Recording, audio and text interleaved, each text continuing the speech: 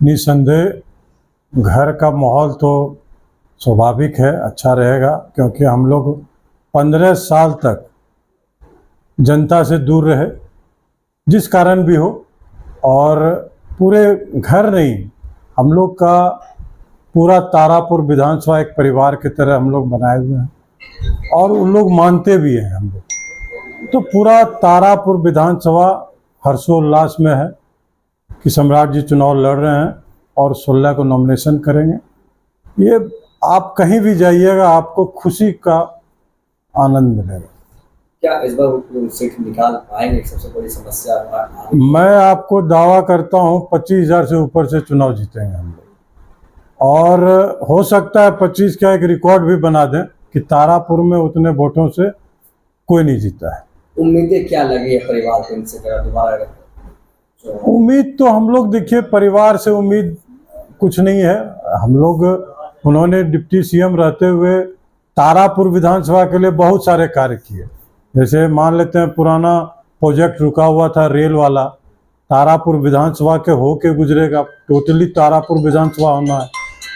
6 लेन बनना है, और पानी का जो व्यवस्था किया गया है गंगा पानी का, वो निसंदेह तारापुर के लिए एक धान कटोरा बनने का स्थिति है। हमारे पास अब पानी की कमी नहीं रहेगी।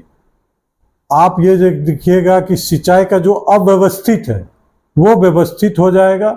छोटे छोटे जो नहर है उसमें भी पानी होने रहेंगे, और उसके चलते बहुत सारे गांव को दिक्कत होता था। आप सजवा चले जाइए, सजवा में बारिश के वजह से ही लोग हैं कि बारिश के निर्भर हैं। आज पानी का व्यवस्था बहुत गंदा है। तो ये व्यवस्था हम लोगों ने डिप्टी सीएम रहते उन्होंने किया कि नहर को बनाने के लिए टेंडर भी करवा दिया है, और जो भी नहर उधर तिलकारी साइड में जो पानी का व्यवस्था होना है वो सब भी पानी का व्यवस्था हो जाएगा। वो इस बार तारापुर की जनता पर विश्वास करेगी तो बताएगी? एकदम, आप ये जान लीजिए कि तारापुर की जनता आशा कर रही थी कि हमारे परिवार से कोई लड़े, और जुड़े हुए थे लोग।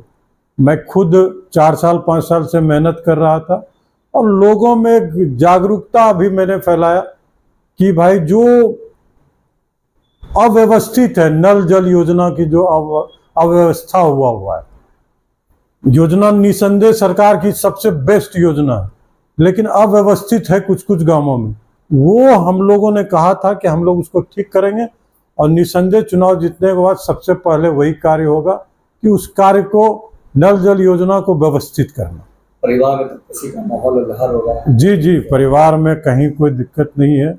मेरा ही एक था कि हम ही को चुनाव लड़ना है, लेकिन परिवार से लड़ रहे हैं तो निसंदेह। लोजपा से आप दावेदारी भी कर चुके थे? हाँ, नहीं, अभी तो चल रहा है, सोशल मीडिया में चल रहा है, लेकिन सोशल मीडिया में ऐसा कुछ था नहीं, ये सच्चाई है ही नहीं। ये बीजेपी की सीट है जी। नामांकन का भी ऐलान किया था? नहीं, उस समय ऐसा था कि कुछ बाहरी लोग को टिकट मिल रहा था।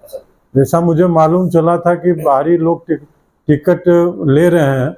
जैसे एक लखीसराय का आया हुआ है, दूसरा, और हम लोग के पार्टी में, हम जदयू में हैं, और हम लोग के पार्टी में भी था कि बाहर के कैंडिडेट आएंगे। तो इसलिए मैंने कहा था कि मैं 15 को नॉमिनेशन। सवाल है, आप बड़े भाई हैं, छोटे भाई को कैसे सहयोग करेंगे इस चुनाव में? अरे, छोटे भाई को आज तक सहयोग करते आ रहे हैं 20 साल से, एकदम 25 साल से।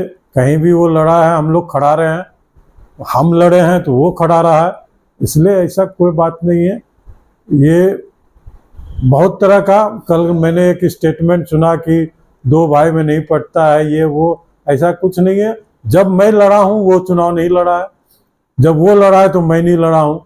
तो इसलिए आप निसंदेह रहिए कि, और वो चुनाव तो, वो तो बड़े नेता हैं, वो तो पूरे बिहार घूमेंगे। चुनाव मैं ही लड़ूंगा, यहाँ मेरा ही एक तरह से यहाँ पे तारापुर में प्रभाव रहेगा। रोहित चौधरी, जदयू नेता।